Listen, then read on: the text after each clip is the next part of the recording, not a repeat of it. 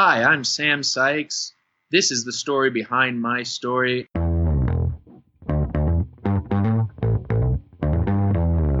You're listening to the Author Stories Podcast, bringing you the story behind the stories and the storytellers.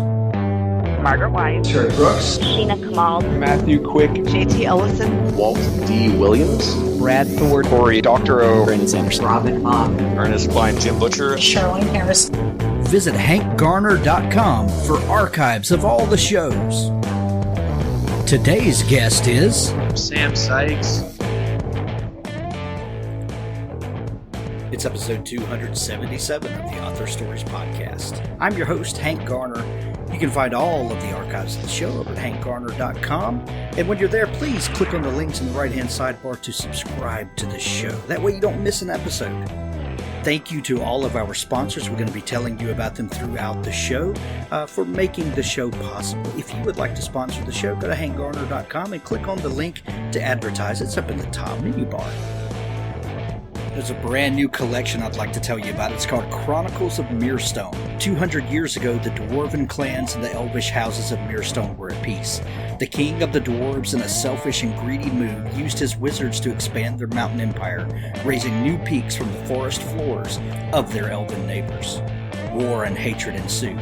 The Chronicles of Mirestone offers a glimpse into the lives of the elves and dwarves living in the aftermath as they seek for a new peace. 6 talented authors lend their voices to a tale of destruction, mistrust, and hope. The Chronicles of Mirestone, available now at Amazon.com. There's a link in the show notes. There's another great book I'd like to tell you about. It's called Joseph of Bethlehem. You think you know the story of Joseph in the Christmas story, but you know there's always a part of the story that you don't know. We've been talking about 2 months with Harvey, the new book by Terry R. Hill, and I do want you to go pick up that book because proceeds from that are going to benefit people still struggling in the aftermath of Hurricane Harvey.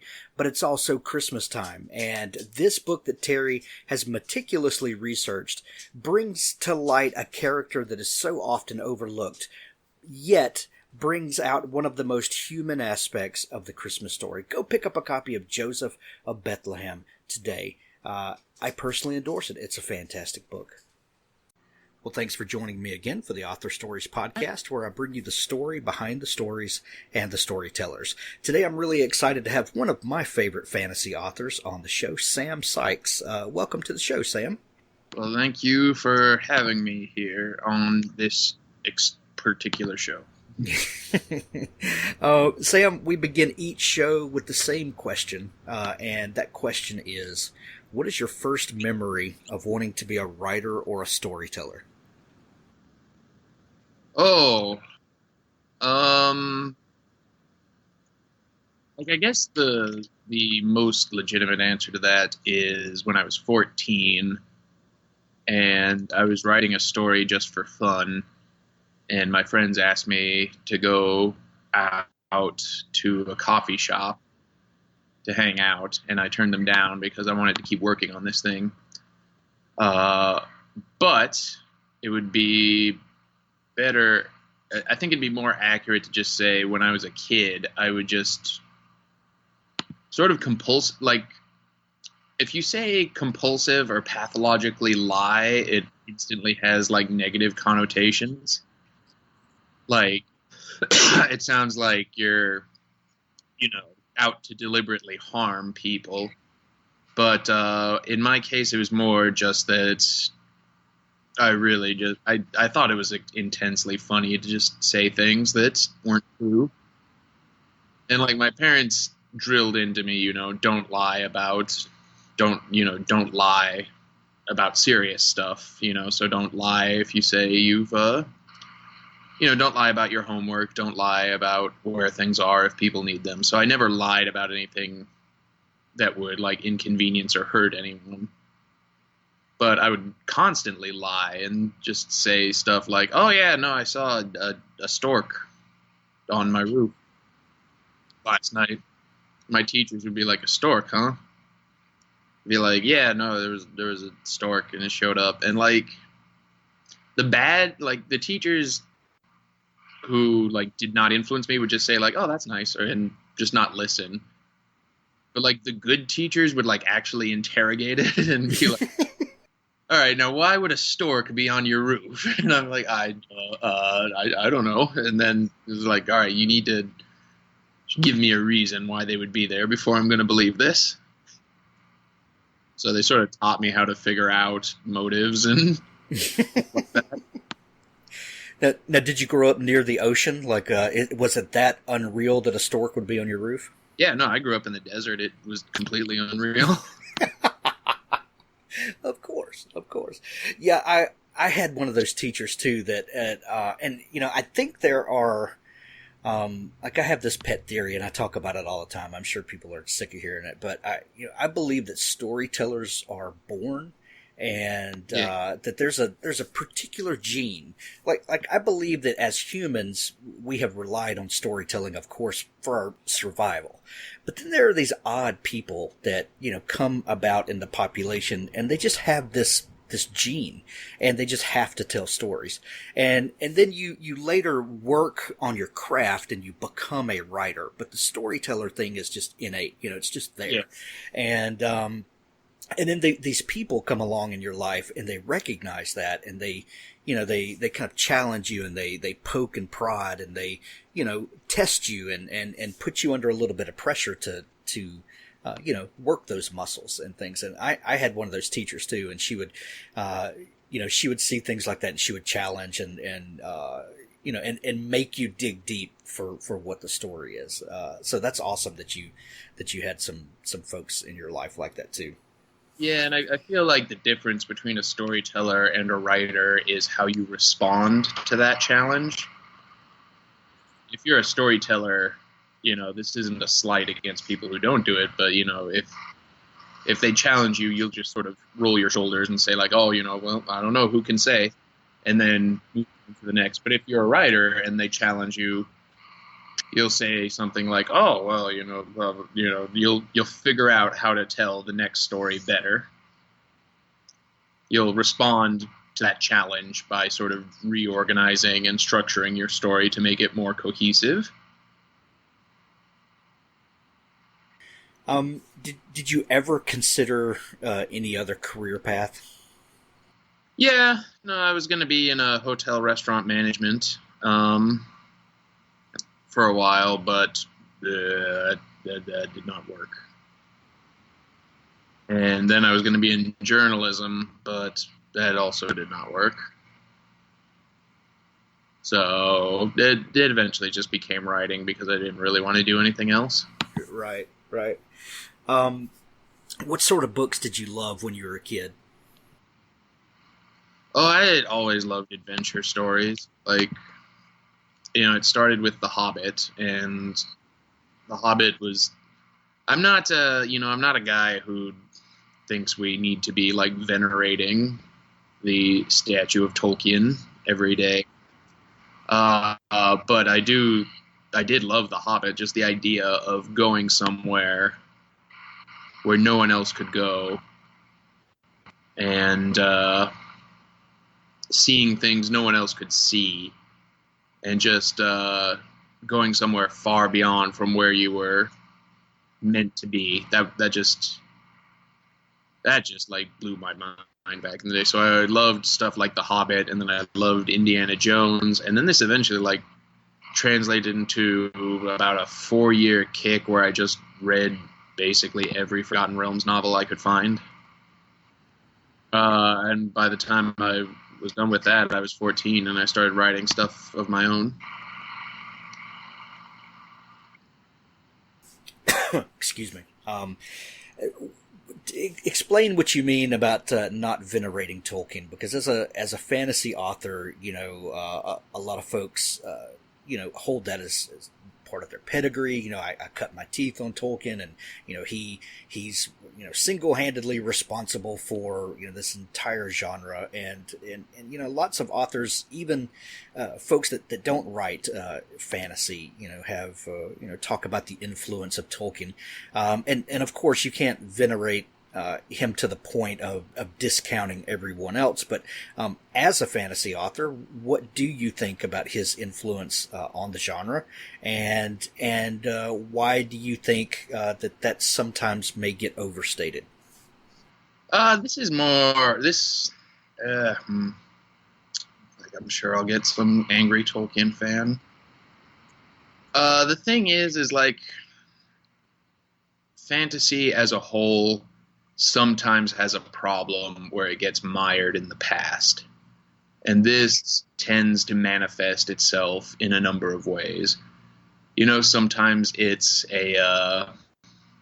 tropes of the genre that are mired in the past, where we'll churn out a story where there are no women that aren't sitting quietly and tugging their hair and doing nothing and not even notice because it's fantasy.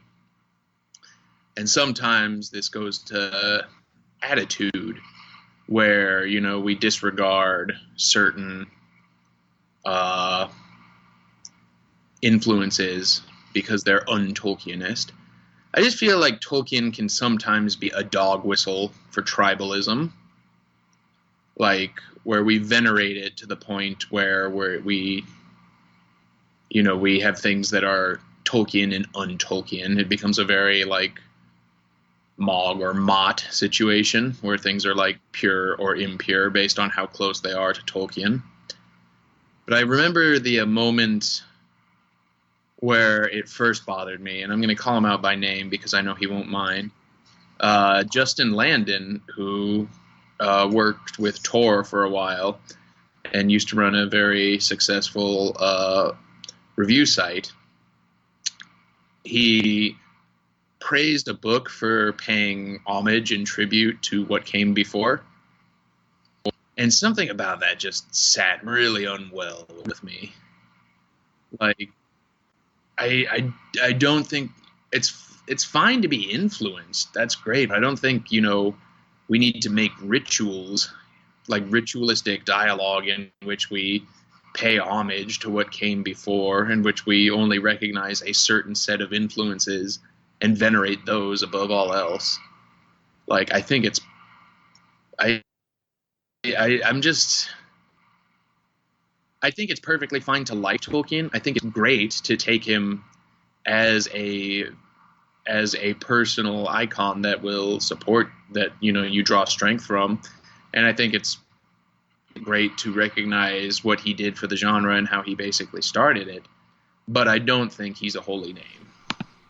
Well, sure, and we definitely don't need to get to the point where we can't question, what made those books what they are, and like you talked about, the pretty black and white or two-dimensional characterizations, the women sitting and just sitting quietly while other things happen around them. We need to be able to question those things. We need to be able to say what made this work then, what makes it not work now, and is this an honest representation of the human condition? And if we can't do that, if something becomes so holy that we can't do that, I think we've lost the plot. Yeah, and also there should be the option to simply not think about it. To just not have an opinion on Tolkien. You don't have to become part of one tribe or another to write fantasy. You just have to have an idea. Yeah, true. What makes something fantasy, in your opinion? I have no idea. A lot of stuff that I thought was fantasy sometimes isn't, and I avoid this question just because I am it too often leads into I've been on too many panels where the first 45 minutes are occupied by us saying, well, let's define fantasy. What makes fantasy epic? What makes blah blah blah? And I'm oh my god, no, I can't do that anymore. So basically, if you want it to be fantasy, then it is fantasy. And if you don't, then it isn't. I think that's fair. I think that's fair. And that sounds cursory, but I don't think it's possible to write to want to write fantasy and not write it. Like, I don't think it's possible to set out to write a fantasy book and then because you missed, 3 out of 5 boxes on a checklist, and it's not fantasy.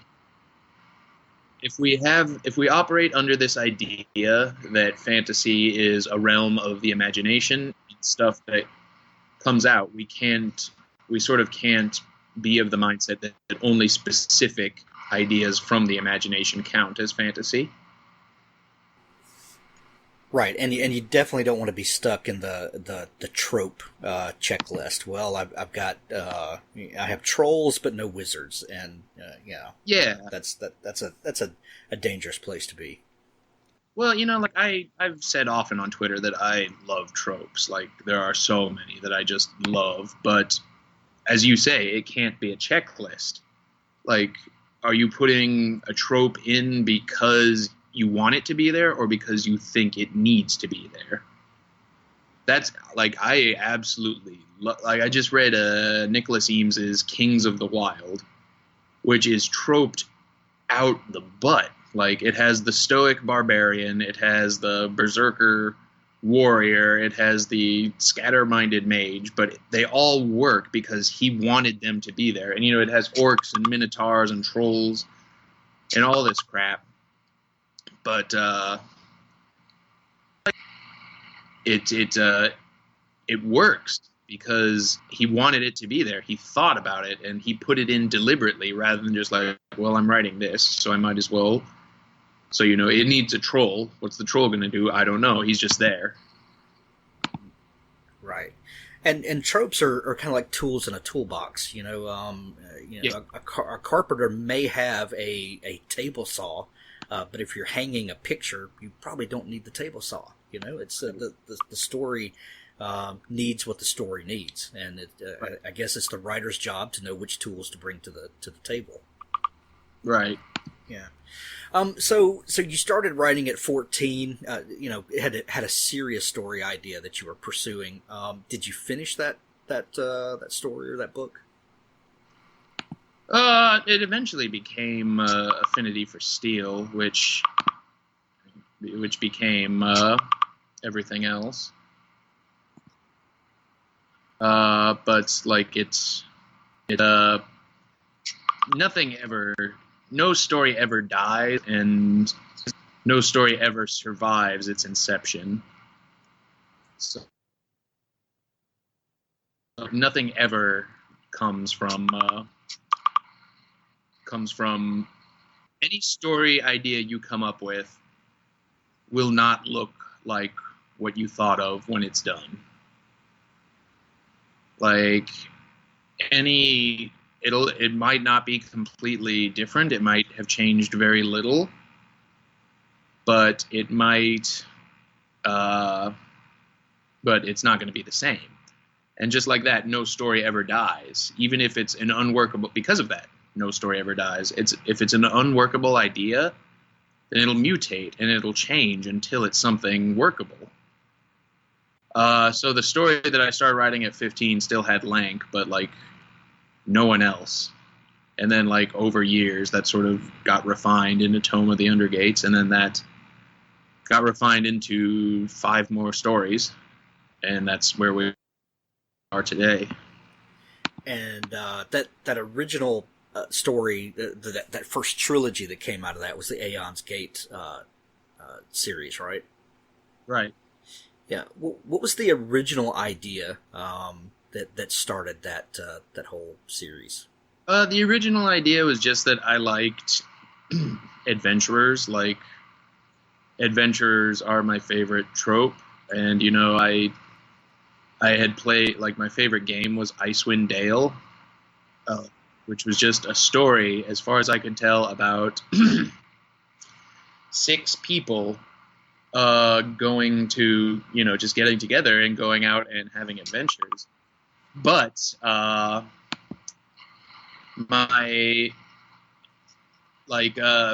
I grew up playing RPGs in which people would like burst into houses and unannounced and like root through people's dressers looking for herbs. So my general, and in Icewind Dale, you would show up at someone's house or a monster's lair and basically just show up to kill them because you wanted their stuff. And like at that point, I thought like, adventurers are actually pretty awful people. Right. Like they just show up and they beat the crap out of people and they steal everything. Like we call that assault and robbery here. Right. So like from there on, I thought, because all the stories I had read said, adventurers are like noble and they go out and they fight monsters that no one else can. And I thought, well, that's probably true, but also adventurers sound pretty fucking scummy. Like, Right. like if an adventurer rolls into town, chances are good that he's going to destroy something before he leaves. So, like, just with that sort of driving motive that these were sort of like the dregs of society, people who could not function in normal society, I started writing that, and that sort of just took shape into a group of malcontents.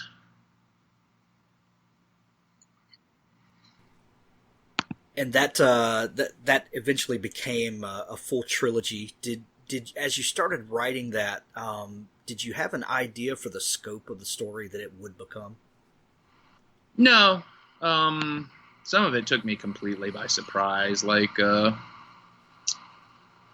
originally it was going to be 4 books. Well, no, it was going to be a trilogy, but like the Aeon's Gate. So I envisioned it as a trilogy, where Aeon's Gate was going to be 1 book, and then Bring Down Heaven was going to be another. But it all sort of spiraled out of control, so it's 6 books. Yeah, they began as like as just 2 books, but the arc, I had to sort of readjust the arcs of them, and now there are just a lot of books now. So the 2 trilogies are connected, though. It's one continuing story or one continuing world, at least. Yeah, it's one continuing world. I always say, and I sincerely believe that you don't need to have read The Aeon's Gate to read Bring Down Heaven. Like I want to say, Affinity for Steel. Aeon's Gate is a prequel trilogy, but it feels like you need to have written prequels after the fact. So Affinity is chronologically correct, but I prefer people to start with City Stained Red and go from there. Gotcha. So tell me a little bit about the world that this story begins in. What is it? Kind of what's the setup for the story? So in Bring Down Heaven, the story begins in this massive city called Sierjal, which is the wealthiest city in the known world, and its economy is run completely, or prospers, due to giant spiders. These massive spiders are owned by a wealthy elite, and they make all the silk in the world. So silk, which is in very high demand, all comes from this city. And as got more money, it got more trade, and sort of came to just get a massive amount of wealth. So it begins with our heroes, our 6-character party, with the desire to get into this city because they have just come out of fighting and killing and getting hurt and just wounding each other. Well, not each other, but like they just getting wounded, and they're tired and they want to find a new life, and they think they can find it in this city. But once they do, they get pulled into a war between the city's ruling gang of thieves and an upstart cultist regiment that is trying to supplant them. So, like, the world is super vast. Like, there's no unifying theme to this world. It varies from country to country, because I liked that idea, like the idea that you could have all these different worlds coexisting in their own cultures. And if I have one frustration with modern fantasy, it's this: everything tends to be just like basically England.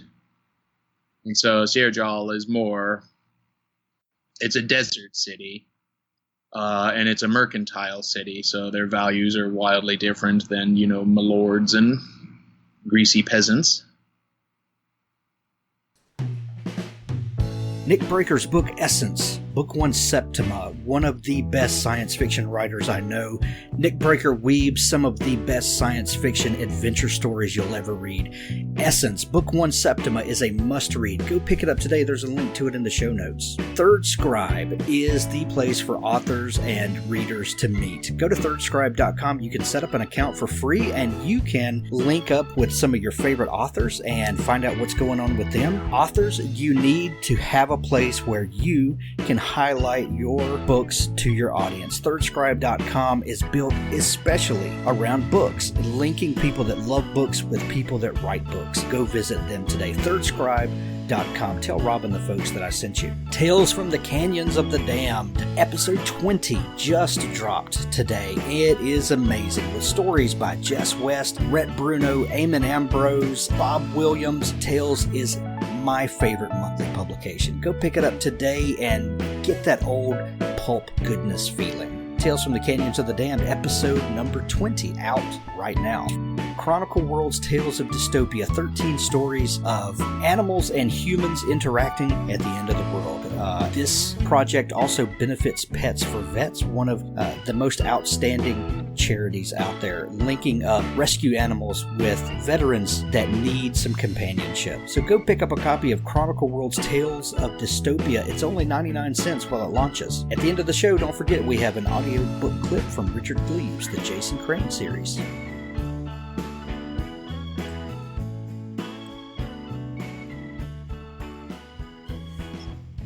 I like that idea, and because the world we live in is vastly different, from cultures and different people groups and the things that we hold dear, and so why would fantasy be any different? Yeah, and I feel like we really miss out on that. It's a frustration I vent constantly, because if you follow me on Twitter, you'll see I talk a lot about RPGs, and I talk about Western RPGs versus Japanese RPGs. And like Japanese RPGs, their cultures all tend to be really ridiculous and goofy and out there, and like oftentimes constructed solely around the plot. But the alternative in Western RPGs is basically just British accents, knights, milords, and just various iterations on England. So it kind of bums me out that there's like this vast panoply of inspiration to draw from, and like we tend to just stick with greasy peasants and sleeping on straw and all this shit. Well, a lot of that goes back to the original problem we were talking about, not necessarily that those things derive from Tolkien, but from holding the things that we've done in the past as so dear, and that you can't, touch these things. And we just get derivative stuff that just tells the same story over and over and over again. We've got characters with different names, but we're going on the same quest. We've got the same goals and values, and, it really gets tiresome. Yeah. And it's understandable, but it's also like kind of a so it's understandable because these are the stories we grew up on, and they're the stories that resonate with us, and they're the first thing we go to when we want to write our own stories. But then it becomes sort of like this not insidious, but it sort of becomes a cycle in which, I read about greasy peasants, So I write a story about greasy peasants, and then the next guy reads my story about greasy peasants, so he writes a story about greasy peasants, and so on into just this big greasy circle where that's all we're creating. There's so much grease, we're just slipping around in each other's grease. Yeah, we are just slipping on this greasy peasant slide. There's a visual for you. So how long did it take to get that first book done? When you started kind of getting the shape of it and you realized that maybe the story is more vast than you originally thought, how long before that became, the first book in the series? About a year. Like, it was done before I sold it. So, like, actually, no, closer to 2 years, because I started writing it while I was in college, and I sold it when I graduated college. So, not too long. Yeah. What did you major in college? English. Yeah. Because you were going to pursue writing, and that was it by that point, huh? Yeah, no, I didn't really. Yeah, like, the English part was just because I liked it, and nothing else really interesting. Well, most folks don't sell their, the first book in their fantasy series, immediately upon graduating college. That had to be a pretty big boost to the writer ego. Yeah, it was nice, but, yep. I, like, that first book didn't do too well, so, always be fair. Right. You always got to be working on the next thing. You've got a new book coming out, which is the final book in the Bring Down Heaven series, and God's Last Breath. Yes. When you've worked on a series this long, kind of what is that feeling of kind of putting a period at the end of the sentence and closing that chapter? I don't know. It feels like kind of releasing a held breath. Like towards the end of I like all my books. I like all the characters I've created, but towards the end of it, I was kind of thinking like, boy, if I don't work on something different, I'm gonna get real sick of these guys. So I took the end of God's Last Breath as sort of the opportunity to be like, well, this is a good place to stop for now. Maybe I'll come back another time, but for now I want to do something else. So it kind of felt like that sweet moment of just when you, like, your last day of which you like a relative that is staying with you before they leave. Like, if they stayed one more day, you would hate them. But they're leaving, and, like, you're just at the point of being exasperated from how much time you've spent on them. But they're leaving, and you'll love to see them again later. But, like, for now, it's nice that you got to spend that much time together, and thank goodness they didn't stay any longer. Yeah, I get it. You're a big fan of RPGs. We talked about, but you talk a lot about computer-based RPGs. Are you a tabletop gamer? Not really, just because I have no one to really play with. And, well, back when when I wanted to play them, I had to I grew up in a school full of very, like, straightforward jocks, and there were no nerds, just everyone was a jock, and all my friends were sports guys, so I had to talk them into playing D&D with me. And, like, now that like, we have the internet and people can play, like, from 3 different states in the same game, I don't really have time. Right. Yeah. Do you still play computer-based RPGs? Even that is taken a back seat, and a lot of that is because RPGs are harder to come by now. It used to be you would get, like, I want to say something like upwards of, like, 6 big name RPGs a year. But these days you get, like, maybe 2 or 3, and it tends to be just one If it's not BioWare, it's usually like Witcher or something. But we're sort of seeing more people come out with new stuff. Like just today, Battle Chef Brigade is coming out, which is an RPG about killing and cooking monsters. So I'm super excited about that. Yeah. We're starting to see a little bit of a resurgence. I think. I went back and started playing Baldur's Gate 2 and also Icewind Dale not long ago because I miss those games. Kids, I've got teenagers and my oldest son is 22 and my youngest son is 13, and they play a lot of Xbox One games. And it's just not the same. It's the whole gaming culture is different. The whole experience is different. And I went back and booted some of the old games, and I really miss it. And I feel like a lot of other people are kind of in that same boat. And maybe we're going to see some of those games come back. I hope so. Yeah, I mean, there is hope in the indie scene where a lot of guys are coming up with like retro turn-based stuff, and I like that. I'm in literature as in games. I am of the opinion that there is room for everything. So I love seeing turn-based stuff. I love seeing real-time stuff. It all feels pretty good to me. But RPGs are at an interesting place right now because normally you could count on BioWare to put out a new RPG every year. But then Mass Effect Andromeda did not live up to expectations, so that entire series has kind of been put on hold.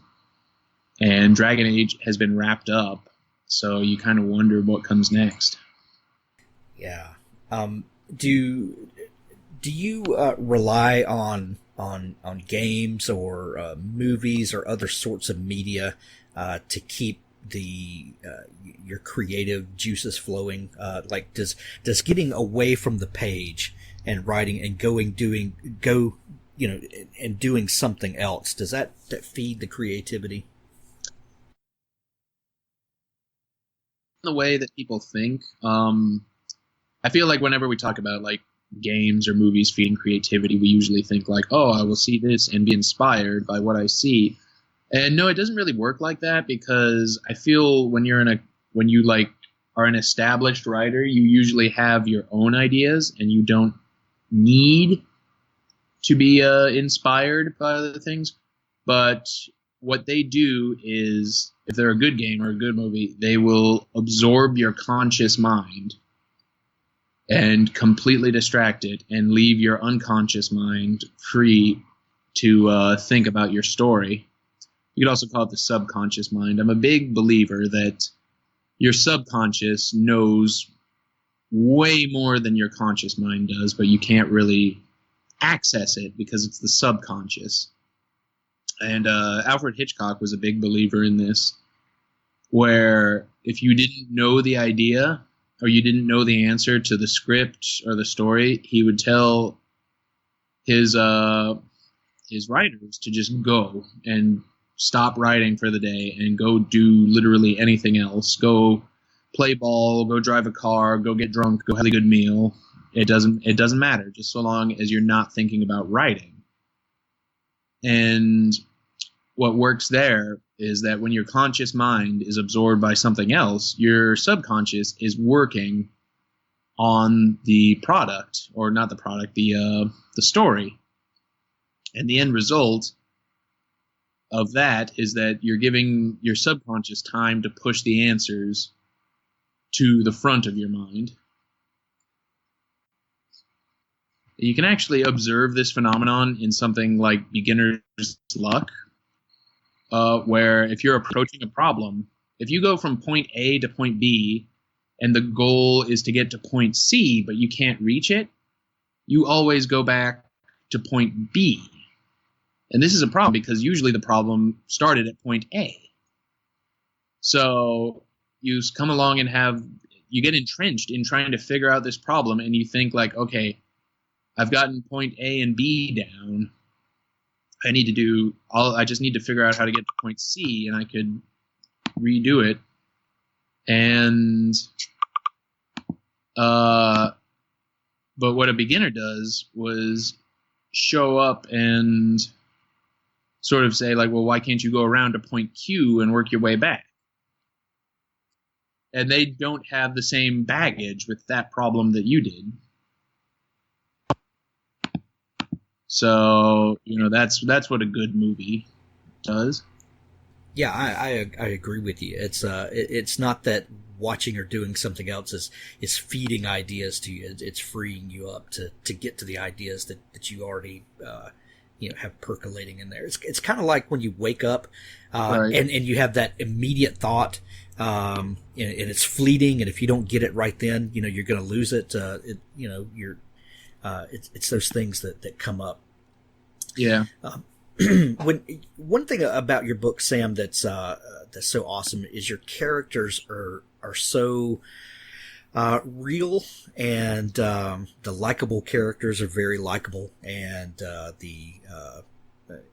but one thing I love about your characters is that you use a lot of humor.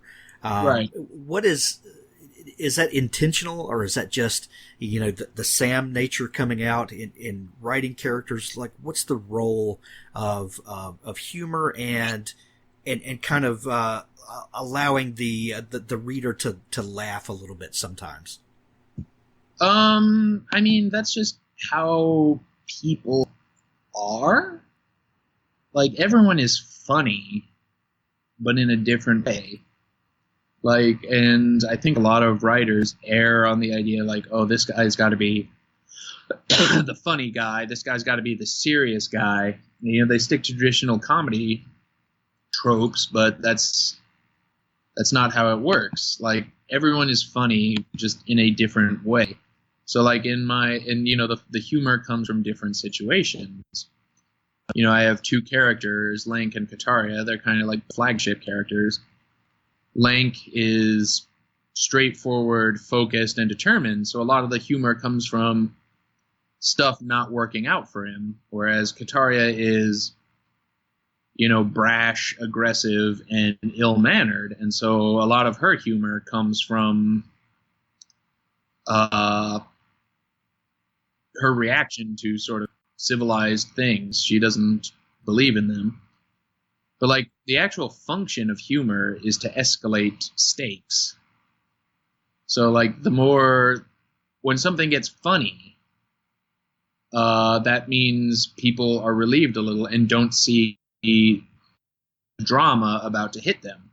And then that drama doubles down on them and makes them crave the next laugh even more. And then that laugh comes with more desperation, thus making the next drama hit even harder. And this ideally goes on until the reader is dead.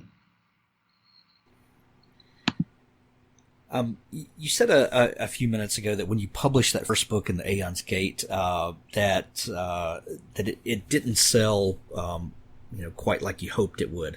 That the series went on to definitely find an audience and to, but it was a kind of a slow burn in the beginning. What did that teach you as a writer? Do you think, in moving forward?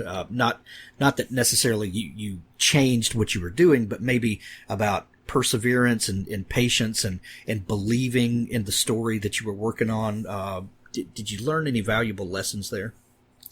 The lesson was just to stop giving a shit, really. Because when Tome came out, it was sort of unrefined, and it was just like raw me. It was brash. It was sort of troublesome. It didn't follow a lot of conventional boundaries, and it got reamed for it. Like, this was a dark era in fantasy when I got published, because we were still giving so much of a shit about being taken seriously. Like, everyone, it got ranked. My book got called like, oh, it's too D&D. It's embarrassing. It's like, oh, I can't believe anyone would read this. Oh my God, this embarrasses us all like, who gives a shit about being embarrassed? But, I absorbed it. And for my second book, Black Halo, I'm like, okay, I'm going to make this like more serious, more blah, blah, blah. And that was a mistake because I wasn't having fun anymore. So, it didn't get any better reviews because of course it didn't. Because that's not how it works. And like, there's no coming back. There's no like second chance or redemption arc where they say like, oh yes, now he's taking it seriously, blah, blah, blah. No. If they hate you, they're always going to hate you. So there's no point in trying to please them. And then for City Stained Red, I just sort of leaned very heavily into it and was like, hey, and I was just like, let's just have fun with this. Let's say everything. And it turned out as my strongest work because I was writing what I wanted to rather than like what I thought I should be writing. Right.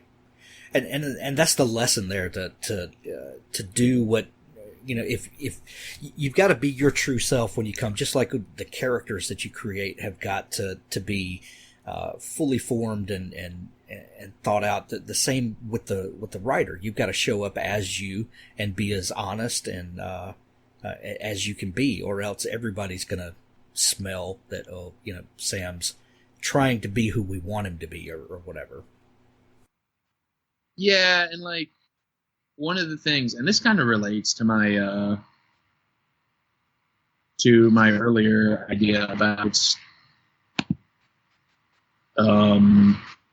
narrating things too much.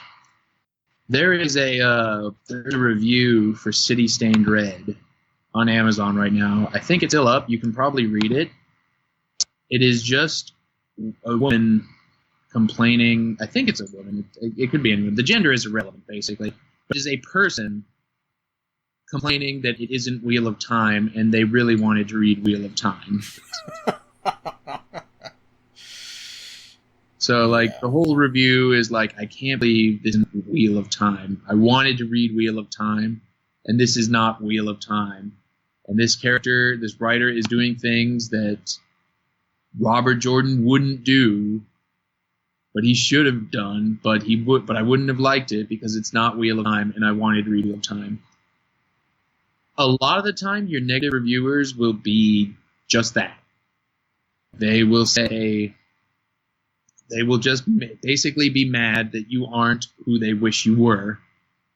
And even if you wrote Wheel of Time again, they still wouldn't like it because it's not their Wheel of Time. So there is absolutely no point in trying to please them. So you might as well just go do your own thing. Right. And rarely, but sometimes you'll get a negative review and, there'll be a kernel of truth in there that you can pull out and say, well, okay, I can see this objectively from someone else's point of view.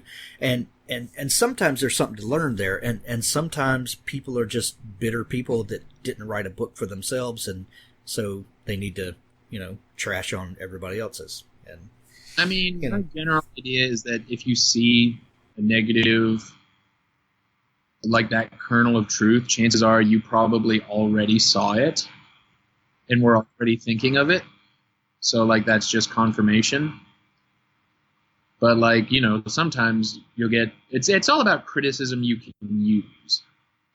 Like, if the criticism is like, oh, he relies a lot on this trope where the heroes, like, escape in the nick of time so that all the character... And I haven't been criticized for this, but, like, all the the conflicts have no weight because they're going to escape. It's like, okay, yeah, you can use that. But if it's just like, I don't like this character, it's like, well, can't do anything with that. So you might as well. Like, you're not obligated to listen to criticism. You also have a very unique situation in that you grew up with a writer who is kind of famous. Did did your mother offer any advice, along the way, or did she kind of, well, Sam, you've got to figure it out for yourself? You just let me do my own thing. Yeah, that's great. Do you guys ever compare notes on story? Not really. No. It makes Thanksgiving a lot easier, doesn't it? Yeah. So now that the Bring Down Heaven series is finished, what are you working on? We have a new trilogy coming out next year, which is basically Unforgiven, but with wizards. Nice. So we haven't announced much about it, so we can't say too much. But yeah, it's basically a story about revenge and magic. Nice. I can't wait to check that out. Sam, if people are not familiar with your work, where can they connect with you? You can find me on Twitter at Sam Sykes Swears, and you can find me online at samsykes.com, and those are the two best places to find me. Awesome. Sam, thanks so much for taking time to come on the show. Hey, thank you. Thanks for listening to the Author Stories podcast. For more great author interviews like this one, go to hankgarner.com and dig through the archives. There's something there I know you'll love. Now stay tuned for a special audio clip from Richard Gleaves' The Jason Crane series. Brian moved in closer, entering the rusty greenhouse through its eastern arch, keeping clear of the subject's line of sight. He pressed through the rose house, nothing but thorns, and into the grapery, nothing but vines. The meditation tones of the wind chimes were like fingers lipping crystal goblets. Two marble children hugged each other, swallowed by the swamp of a neglected fountain. Brian's shadow entered the palm house, the domed space at center, and the rest of him followed. Brian took aim at the figure's back and whistled. "Hands up there!"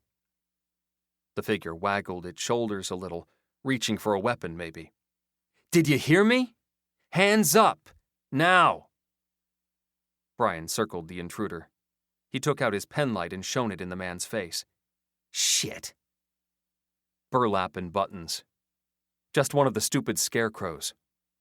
He thumbed his comm. "False alarm." But Abby didn't reply. He'd lost signal. He slung his rifle back and put up his fists. He delivered a slow-motion punch to the scarecrow's head, an old potato sack with black lettering down one cheek. Its red button eyes were sewn on with plastic thread, maybe dental floss. The mouth was a bright red shoestring hot glued to the burlap. One end had shaken loose, so that the mouth drooped like a stroke victim's. Brian delivered a slow karate kick to its body, a business suit stuffed with hay. A stink rose. The guts were rotted. Only this one scarecrow had survived the storm. A couple dozen others had fallen face down in the mud of the palm house, strewn about like martyrs of some great scarecrow war. Motion caught his eye, and he frowned. A second scarecrow had survived the storm. He hadn't noticed it before, but he should have. This one wore a yellow hard hat and carried an axe. The hard hat was caked with mud, as if the scarecrow had been on the ground. Had someone righted it? Brian turned away from it, disturbed, and noticed a third scarecrow leaning against a nearby wall. This one wore a clown costume and mud-soaked rainbow hair. How the hell had he missed that one? He was an idiot. If that had been a person, they might have shot him in the head by now. He backed away from the trio of scarecrows. They reminded him of some Sunday school tableau. He was about to make his exit when a white face flew from the shadows. The hockey mask of Jason Voorhees, the machete-wielding psychopath of the Friday the 13th movies. The mask landed at Brian's feet and stared up at him. It was a dime store plastic thing, trailing a broken length of pink rubber band, with two sad hollows for eyes above an extruded nub of nose.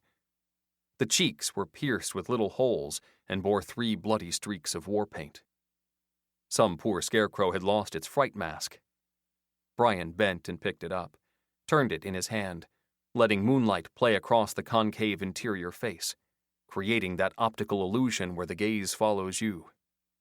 He lifted the mask, thinking of some childhood Halloween. When? Decades ago, when he'd been Jason Voorhees, stalking Sleepy Hollow, his tinfoil machete dripping Heinz 57. When did I get to be so old? People didn't appreciate the classic scares anymore, the old shock cuts and startle tricks. He made little panting horror flick sounds, ch-ch-ch, ah-ah, held the mask to his own face and looked through its cut-out eyes. "Trick or treat," he whispered. The answer was trick. A dozen scarecrows surrounded him.